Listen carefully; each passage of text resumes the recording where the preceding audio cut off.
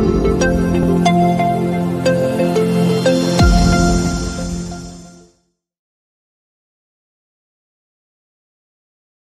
Friends, welcome to SPR media works. Penamaluru assembly నియోజకవర్గం కృష్ణా జిల్లా మచిలీపట్నం లోక్సభ నియోజకవర్గంలోని 7 అసెంబ్లీ సెగ్మెంట్లలో ఒకటి. ఈ నియోజకవర్గం 2008లో ఏర్పాటైంది.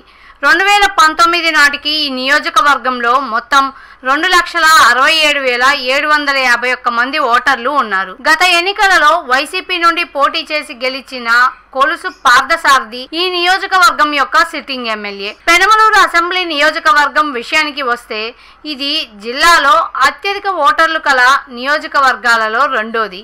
ఈ నియోజకవర్గంలో టీడీపీ వైసీపీలకు సమాన బలాలు ఉన్నాయి.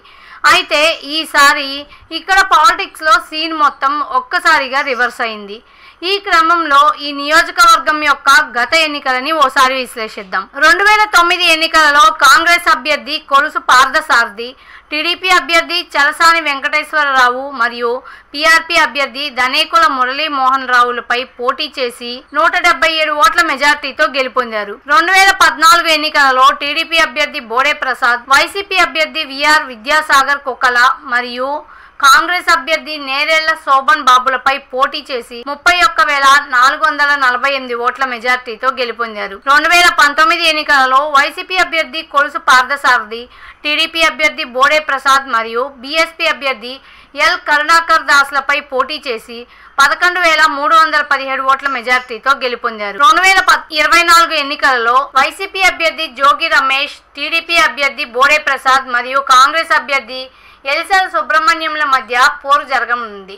ప్రజాస్వామ్యం వర్ధిల్లాలన్నా, మన జీవితాలు తలరాతలు మారాలన్నా అది కేవలం ఒక్క ఓటుతోనే సాధ్యం. మనం వేసే ఓటు మన భవిష్యత్తును, రాబోయే తరాల మనుగడను నిర్ణయిస్తుంది. అంతేకాదు, మన ఓటుతోనే నవ సమాజం నిర్మితమవుతుంది, ఇంకా దేశ దిశ దశను మారుస్తుంది. ఓటు అనే 2 అక్షరాల పదం దేశ చరిత్రనే మార్చేస్తుంది. కేంద్ర ప్రభుత్వం జనవరి 25ను జాతీయ ఓటర్ల దినోత్సవంగా ప్రకటించింది. కుల, మత, ప్రాంత, లింగ, జాతి, భాష అనే భేదం లేకుండా దేశంలో నివసించే 18 సంవత్సరాలు నిండిన పౌరులు అందరికీ భారత రాజ్యాంగం ఆర్టికల్ 326 ద్వారా ఓటు హక్కును కల్పిస్తుంది. ప్రజాస్వామ్యాన్ని గౌరవించాల్సిన బాధ్యత ప్రతి పౌరుడిపై ఉంది. ప్రజాస్వామ్యానికి ఓటే పునాది. దేశ రాష్ట్ర భవిష్యత్తును నిర్ణయించేది ఈ ఓటే.